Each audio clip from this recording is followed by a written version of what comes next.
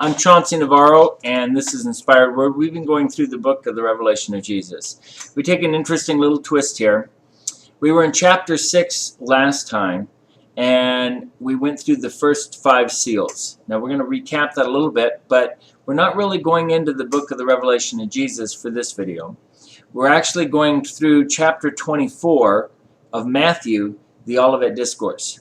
And in that one, it started out, and as I mentioned before, Jesus was on the Mount of Olives. That's where they get the term Olivet Discourse. And the apostles, realizing he knew things that were going to happen before they did, asked him, what would be the sign of your coming and of the end of the age? And as I told you before going through it, he said, don't let anybody deceive you. There's going to be false messiahs. That was the first horseman. He says there'll be wars and rumors of wars. Second horseman. He said there'll be famine and earthquakes in diverse places. The famines, that's your third horse. He said there'll be pestilence. There's your fourth horse. And then he says they will deliver you up to tribulation and to kill you, and you'll be hated by all nations for my name's sake. There's your fifth seal, right? Now, a lot of people, they talk about the seal judgments being the wrath of God. I have a real problem with that, especially when the fifth seal is the martyrs. And is that the wrath of God? Well, nobody would agree to that, obviously. That's not the wrath of God. This is, as I was saying before, the kinsman redeemer scroll, what's agreed to buy back what Adam lost in the Garden of Eden. So, as we're going through it, Satan wants his man in power, he wants war, he wants famine, he wants pestilence, and then he wants the saints. He wants the believers. Why would God allow this? Well, simple answer. Did he allow his son to go as a lamb to the slaughter? Is Jesus not our example? Have not almost all the great men of God throughout history all died martyrs, going like a lamb to the slaughter? Are we appointed persecution? Yes. And Jesus is our example. And how is it that we defeat the enemy? Later on down in the book, you're going to start seeing how we defeat them is that, he says, and they overcame him by the blood of the Lamb and by the word of their testimony, that they love not their lives unto death. That's how we conquer over the Antichrist. That's how we defeat Satan. And that's what you're going to see later in this book. And that's what's going on here. Why would God allow the martyrs? Because that is how we defeat the enemy. That's how we conquer them. And if Jesus went like a lamb to the slaughter, how not are we supposed to live in the same example of the example that he gave us? That we love not our lives to death. And this way we have eternal life, that we might get a crown of life. Now, as we continue going on through here, it goes on in chapter 24 of Matthew to say, and then many will be offended and betray one another, and will hate one another, and many false prophets will rise up and deceive many. Okay, so here we have, after the fifth seal, now you've got false prophet, right?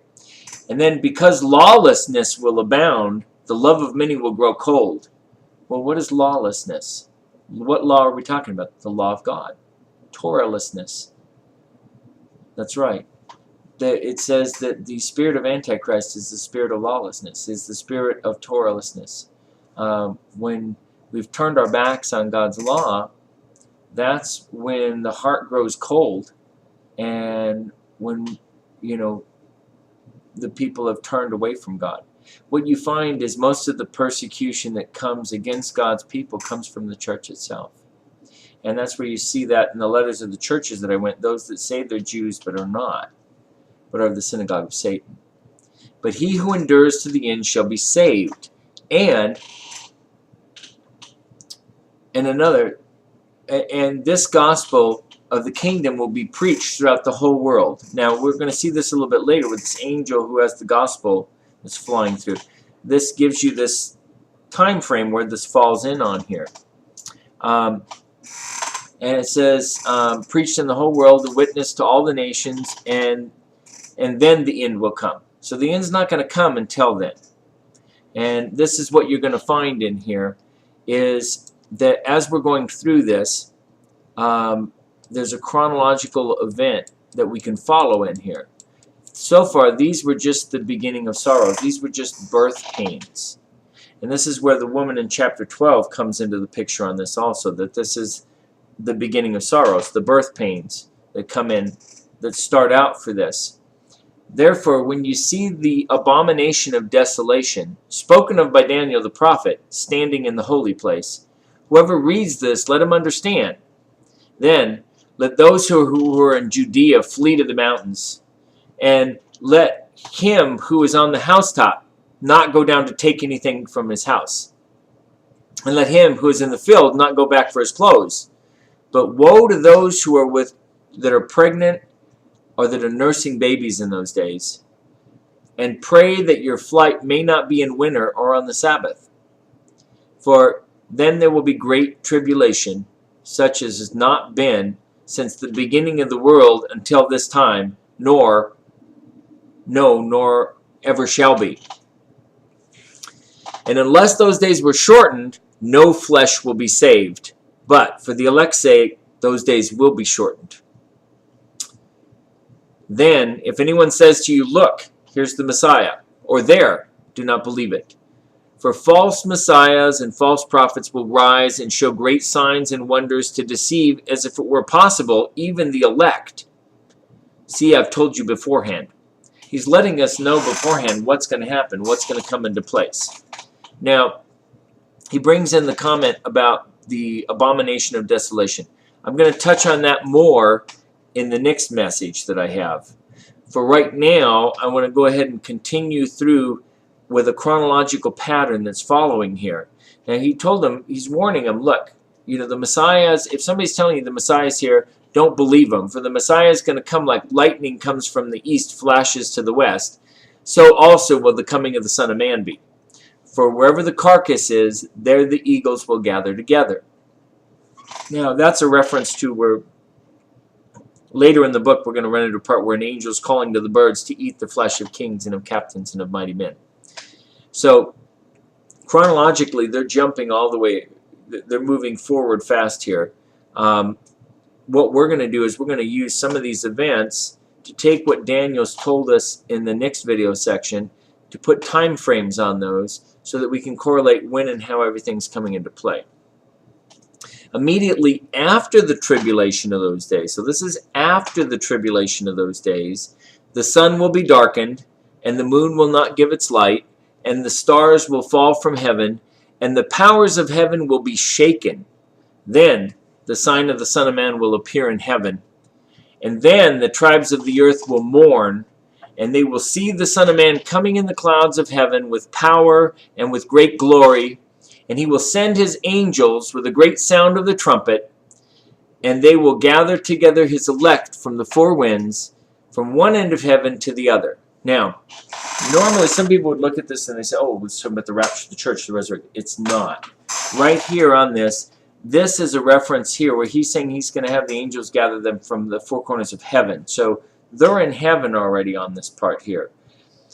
This part relates to what we read in chapter 1 of Revelation, where it said, behold, he comes in the clouds, and every eye shall see him, and even those that pierced him, and all the nations of the earth shall wail because of him. Even so, amen. And it also relates with Zechariah, which makes it even more clear that this is about where he's coming back to bring judgment. Immediately after the tribulation of those days, the sun will be darkened, the moon will not give its light, the stars will fall from heaven, the powers of heaven will be shaken. Then the sign of the Son of Man will appear in heaven, and then all the tribes of the earth will mourn, and they will see the Son of Man coming in the clouds of heaven with power and great glory, and he will send his angels with the sound of the trumpet, and they will gather together his elect from the four winds, from one end of heaven to the other. Now, learn the parable of the fig tree. When its branch has already become tender, and it's put forth its leaves, you know that summer is near. So you also, when you see all these things, know that it is near and at the door. Assuredly I say to you, this generation by no means will pass away till all these things take place. Heaven and earth will pass away, but my words by no means will pass away. But of that day and hour knows no one, not even the angels of heaven, but my Father only. But as the days of Noah were, so also will the coming of the Son of Man be. For in the days before the flood, they were eating and drinking and marrying and giving in marriage. until the day that Noah entered the ark, and did not know until the flood came and took them all away. So also will the coming of the Son of Man be. And it goes on to then 2 men will be in the field, one will be taken, the other one left. This is talking about taken, as in this is judgment that's coming. When he talks about, see, no man knows the hour, this was before the revelation that God the Father gave to the Son of these events that are coming in. So at that time he didn't know, now he knows. And the events that are coming in on here, he's telling them. That's why he told the church of Sardis, be watchful therefore, I'll come in a day you don't know. But you, brethren, are not ignorant of the times and seasons, that day should come upon you by surprise. Now the term time and seasons is a reference to the Jewish holy days, and that plays a key role in the layout of the events that take place on these. He goes on to say, who then is the faithful and wise servant, who the master and the ruler of the household, to give food in the due season? Blessed is that servant who the master, when he comes, will find so doing. Assuredly, I say to you that he will make him ruler over his goods. But if the evil servant says in his heart, my master delays his coming, and begins to beat his fellow servant, and eat and drink with the drunkards, the master of that servant will come in a day when he's not looking for him. So here's where we have the whole picture coming in terms of that coming as a thief in the night. And it's for the people it's not for the believers. This is for the non-believers that aren't going to know when he's coming. When he comes as a thief in the night, that's in chapter 16. And it's when he's coming after this for judgment. And my main point on this more than anything else was to give a chronological timeline here. And you're going to see how this chronological timeline comes into play throughout this book. Now, when we come back next time, I'm going to touch on that desolation of abomination, and I'm going to go touch on the 70 weeks of Daniel that he speaks about. I'll be bringing that in as I finish chapter 6 off in the book of the Revelation of Jesus. So I'll see you back here at Inspired Word.